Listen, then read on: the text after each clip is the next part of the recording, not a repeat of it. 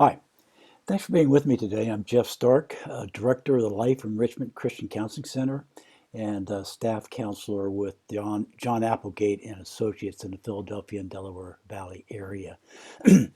We titled these series of videos, Why is My Wife So Angry at My Pornography? And we've gone through video number one and number two, and we're here today with video number three.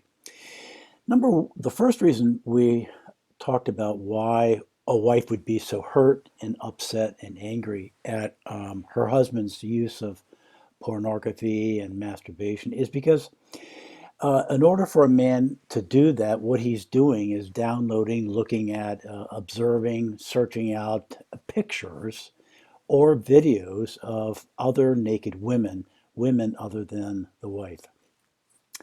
And that's very offensive. That's very hurtful on the part of the wife. She wants her husband to be looking at her that way and not to be looking at other women that way. And when he chooses to turn away from her exclusively and then looks at other women, sometimes one, two, 20, 30, 100, maybe even as many of 1,000, that if he's been doing pornography for years and perhaps even decades, maybe many thousands of women. Well, if he does that in any context, it's wrong, but especially in the context of marriage, it's very, very sinful and it's very, very hurtful. And when a man decides to get married, he leaves his single ways behind and he becomes exclusive in sexual matters with his wife, exclusively with her. And he's vowing and making promises to be faithful to her. But when he deviates from that and starts looking at other naked women on the internet or otherwise, that's very hurtful and that's very painful for her. But that was video number one. I want to give you today in video number three a second reason why pornography, masturbation, and orgasm is so painful and so hurtful to a wife. The second reason why it's so hurtful to a wife is because not only is he visualizing another woman without clothes on, a still picture or a video of some sort, not only is he looking, but he's adding on top of that, in addition to that looking, he's adding a sexual experience to it. And that's not a sexual experience with the other lady, specifically, bodily wise and physically wise, because she is just an image on the computer or a video on a computer. But nonetheless, he's adding to his looking at this other woman naked. He's adding to that a sexual experience. And that is doubly more, triply more offensive and hurtful to the wife than just looking. Looking alone breeds an insecurity in her, thinking that maybe she's not attractive to him any longer. And a wife should not be having those sorts of thoughts instigated by her husband looking at naked women. But on top of that, and in addition to looking, he has a sexual experience. Well, that's an experience that she wants to have with him exclusively. And he's not being exclusive. He's adding someone else besides the marriage covenant and partner to looking at someone naked and also having an orgasmic experience to that image or a pornographic image. And that is doubly and triply additionally more painful for her because that's something that she wants to have with you alone and exclusively. Now, let me tell you why, try to put it in different terms. There's a 5-step, there may be a 10-step, there may be 8 steps. I've given it 5 steps for brevity purposes here today, but let's take you and your wife. Okay, it's a Saturday afternoon and you find yourself being desirous of being with your wife sexually, number one. Number two, you seek her out, you talk to her about it, you find her, she agrees, you agree, and you decide to make love with each other, obviously, and have sex. Number three, you go into the bedroom and you start disrobing, and you're naked. There's a degree of nakedness that gets more and more progressive, perhaps, as you each undress. So you get to the point number three where you're observing one another and you're in each other's presence in a naked way. That, number four, leads to foreplay. There's kissing, there's fondling, there's caressing, and other sorts of things that one would constitute foreplay as getting you ready for emotionally, physically, sexually, and otherwise for the act of intercourse with your spouse, with your wife in this case. That's number four, foreplay. Number five is you have intercourse with each other and you reach an orgasm, she reaches an orgasm, but I'm thinking more in terms of the male right now. The male has an orgasm. And so that's a five-step process that a husband and a wife go through. He desires her, he seeks her out, she consents. They go to the bedroom, they get naked and see each other naked. They begin foreplay and it culminates in orgasm. Now, it can be 10 steps. There are steps that we could add in between those steps, but for our purposes here, it's a five-step process that a husband and wife has. He seeks her out or she seeks him out. She desires him, but we're going with the male here. Again, he seeks her out. They get naked, so they see each other naked. They engage in foreplay, and then they have an orgasm. Now, that's what husbands and wives do, right? What does a guy do when he's doing pornography and doing orgasm? Here's what he does. Number one, he desires her. Like he desires his wife and goes finds her, well, he's laying in bed at night, the wife is asleep, and he desires to look at another woman naked. So what does he do? He gets out of bed and he goes out and he seeks her. So he gets in front of his computer, he draws up some pornographic images, he desires her, number one. Number two, just like a wife, he seeks her out. Number three, he finds her. And then he begins to look at her in a naked way.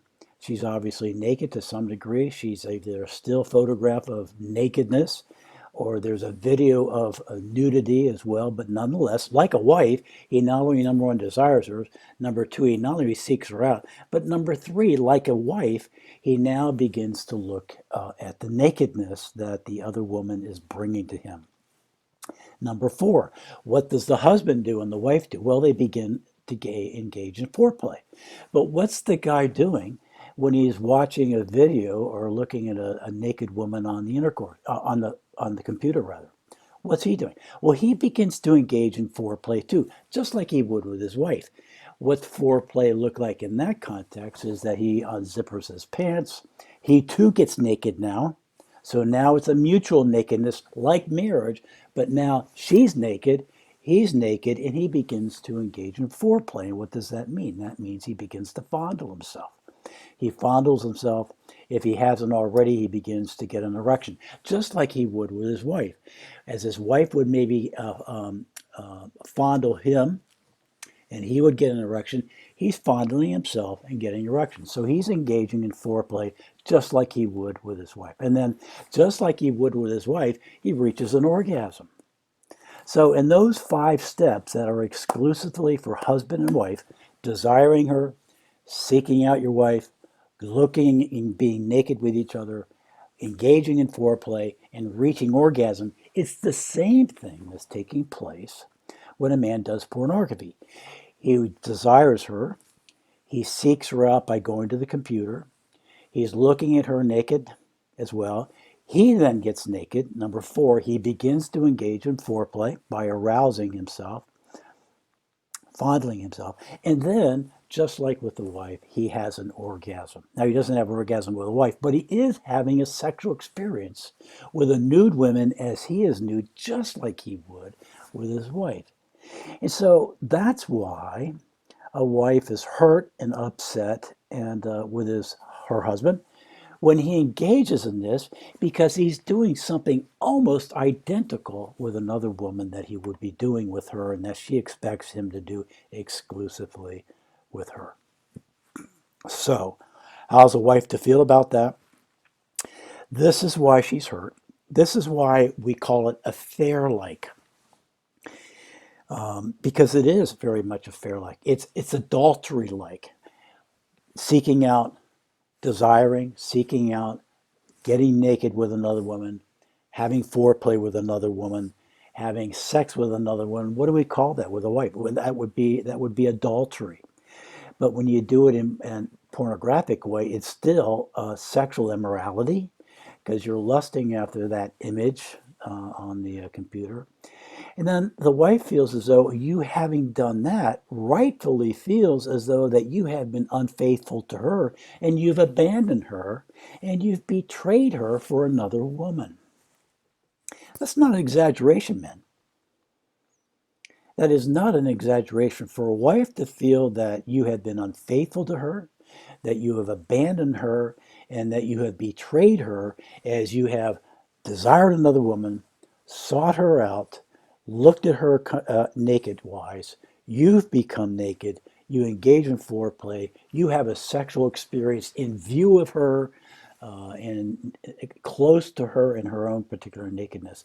Then it wouldn't be foolish for a wife to feel as though she's been abandoned, that you've been unfaithful to your marriage vows, and that you've just betrayed her once again by doing something that's so disappointing and hurtful to her. See the similarities there between a husband and wife, an adulterous situation, and a pornographic orgasmic situation. They're very, very, very, very similar. And that's why a wife would respond in disappointment to a husband who does this on a repetitive basis, or even once, why she would be so upset at that. Because it is adultery like. It is affair like. And men, if you try to couch it in any other terms, you're lying to yourself. You're deceiving yourself. God does not define it differently. We should not define it differently. And you need to pay attention to what your wife is saying to you. Now, if if you're an addicted person to pornography and this sexual immorality that's taking place by virtue of pornography and orgasm, then seek out professional help. Get help to begin to stop this and learn by God's help and with the gospel deeply embedded in your heart how you can stop doing this affair like, adultery like, sexual immorality like experience and begin now to be exclusive with your wife and pure and self-controlled and sober in a sexual way. God wants you to do this. It's overwhelmingly evident in the scriptures if we look at them seriously. If you need help, I would implore you to call me. Contact me. If you live anywhere in the country, you and I can still counsel together over the internet. If you live anywhere in the world, you and I can talk about these matters and I can help you to reach a point of sobriety, faithfulness, and self control, and holiness and exclusivity with your wife. Give me a call 215 481 9878. Again, 215 481 9878 or 302 478 3848. I'll give it to you one more time. 302 478 3848. I would consider it a privilege to talk to you and to help you with these very, very important matters.